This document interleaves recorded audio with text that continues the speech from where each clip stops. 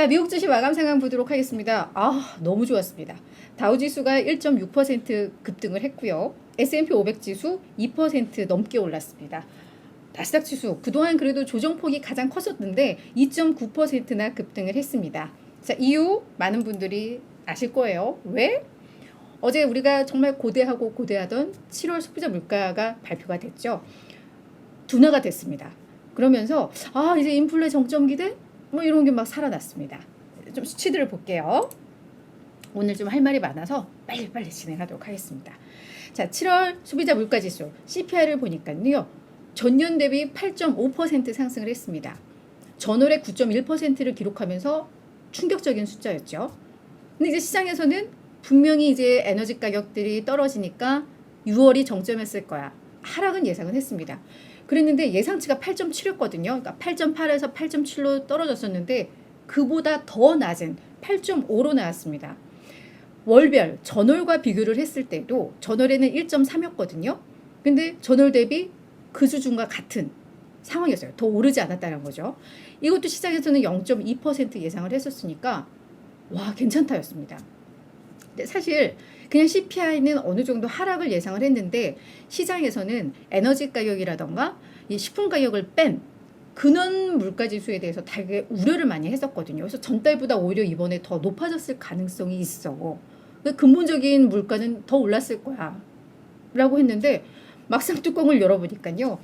전월이 5.9였는데 우리 시장에서는 6.1% 예상을 했었거든요. 이번 달에는. 근데 똑같이 5.9%가 나왔고요. 월 단위로 전월 대비로 보더라도 예상은 0.5였는데 0.3으로 오히려 더 내렸습니다. 자, 이건 이제 차트를 보면서 말씀을 드리도록 할 텐데 이렇게 물가가 우리가 생각했던 것보다 상승률이 더 둔화된 이유는 결국은 에너지 가격이었거든요. 이 보면은 전체 에너지 가격이 4.6%나 하락을 했습니다. 전달과 비교해서요. 특히나 이 중에서 휘발유 가격이 7.7%나 내렸습니다. 근데 식품 가격은 오히려 1.1%를 상승을 하면서 이 부분은 계속해서 부담으로 좀 잡고 있고요. 그리고 CPI에서 비중 약 30-40%를 차지하는 게 뭐 주거 비용이거든요. 렌트비, 임대료죠. 이것도 여전히 0.5% 상승을 한 것으로 나왔습니다. 그러니까 결국은 식품 가격과 이 임대료, 주거 비용의 그 상승률을 에너지 가격이 하락하면서 상쇄했다라고 좀 이해를 할 수 있을 것 같습니다. 그래서 이번 물가 지수의 하락은 대부분 다 에너지가 좌지우지한 거거든요. 그러니까 이제 시장의 걱정은 이제 겨울철이 될 것이고 그럼 이제 에너지에 대한 수요가 많아지겠죠. 그리고 여전히 러시아와 우크라이나의 전쟁은 진행형입니다. 이렇게 되면 이 에너지 가격은 여전히 뭔가 변동성이 크기 때문에 물론 이번 수치는 반갑겠지만 이걸 우리가 완전은 그냥 이렇게 마음을 놓을 수 있는 상황인가에 대해서는 좀 의문 부호가 있습니다. 다만 이 정점론에 대해서는 점점 더 힘을 싣고 있다라는 점에서는 저희가 정말 그거는 기대를 해볼 수도 있을 것 같은데 우리가 이 물가지수에 이렇게 주목했던 이유가 뭐였죠? 결국은 연준에서 이 지표, 이 데이터를 보고 금리 정책을 어떻게 할 것인가 이게 사실 시장의 더 관심사였잖아요. 그것들을 가늠할 수 있는 몇 가지 지표들을 좀 봤는데요.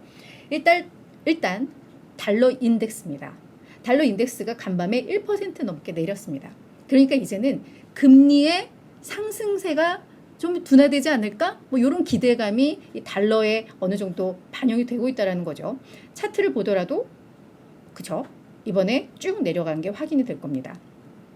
근데 약간 걸리는 것은 이 지금 CME 그룹에서 페드워치라고 해서 연준이 금리를 어떻게 결정을 할까? 이것을 이제 예측을 하는 뭐 이런 항목이 있는데 이게 지난주 금요일 날 고용 보고서가 발표가 난 다음에 75bp 인상할 거야 쪽으로 베팅을 한 게 약 70%, 50bp 인상할 거야가 약 30% 요 비중이었거든요. 근데 어제 CPI가 딱 공개되자마자 비중이 반대로 딱 바뀌었어요. 50bp 인상할 거야가 약 70%, 75bp 인상 가능성 30%로 바뀌었는데 이게 제가 이제 아침에 다시 확인을 해보니까 거의 지금 한 57대 43 이 비중으로 좀 비둥비둥해졌거든요. 그러니까 50bp 인상할 거야의 베팅이 한 57%, 아니야 75bp 인상할 거야의 베팅이 43%가 나온 겁니다. 오른쪽 차트인데요. 오른쪽에서 왼쪽이 50bp의 베팅, 오른쪽이 75bp에 베팅하는 건데 이 수치가 거의 비등한 관계인데 왜 갑자기 이렇게 또 간밤에 분위기가 바뀌었지? 시장은 되게 좋았는데 라고 이해를 하면 연준이 분명히 광범위한 분야에서의 인플레이션 둔화를 확인하려고 할 텐데 물론 뭔가 정점은 찍은 것 같지만 아직까지 확신하기는 그래. 그리고 이 기조가 좀 확인이 돼야 돼 라는 분위기가 또 있고요. 그리고 앞서서도 이야기했듯이 이번 물가 하락의 가장 근본적인 것은 에너지 가격의 하락이었기 때문에 이 변동성을 고려하면 이번 거를 마냥 우리가 이제 연준의 어떤 금리 정책의 기조가 바뀔 거야라고 해석을 하기에는 조금은 섣부르다라는 인식들이 좀 확산된 것으로 해석을 해볼 수가 있겠습니다. 아니나 다를까 또 관련 이제 연방은행 총재들의 발언 연설이 좀 있었는데요. 지금 제가 말씀드렸던 거에 무게가 실리는 멘트들을 좀 했습니다. 찰스 에반스 시카고 연은 총재는 이렇게 얘기했어요. 이번 보고서는 그래 긍정적이었어. 하지만 이 CPI 8.5%는 여전히 엄청난 인플레 수치야. 이 수치에 기뻐할 수는 없어. 라고 이야기를 했습니다. 상당히 신중한 거죠. 그리고 닐 카시카리 미니애폴리스 연은 총재는 우리가 인플레이션에서 승리를 했다고 선언하기에는 갈 길이 너무너무 멀어. 내가 이 보고서를 가지고 나의 어떤 금리 인상 경로에 대한 나의 생각을 바꾸지 않아 라고 이야기를 했어요. 그러니까 이런 발언들이 알려지고 연준에서는 조금 더 확실한 증거를 원하는구나. 그리고 이 절대적인 수치가 더 내려가야 되는구나. 이런 인식들이 확대가 되면서 아무래도 이런 연준의 금리에 대한 베팅이 거의 지금 비등비등해졌다라고 이해를 하시면 될 것 같습니다. 관련해서 이제 월가의 의견들도 정리를 해봤는데요.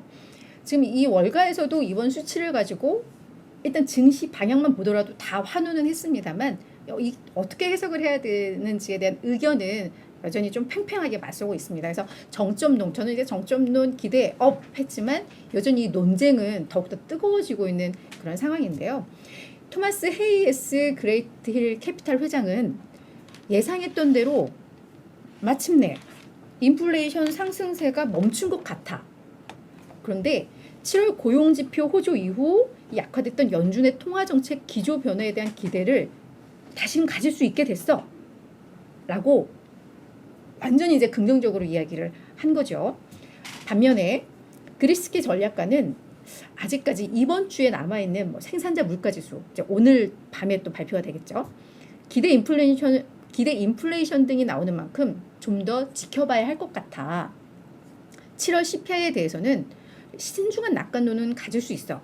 하지만 이것만으로 연준의 통화정책 행보가 더뎌질 것으로 보기는 쉽지 않아.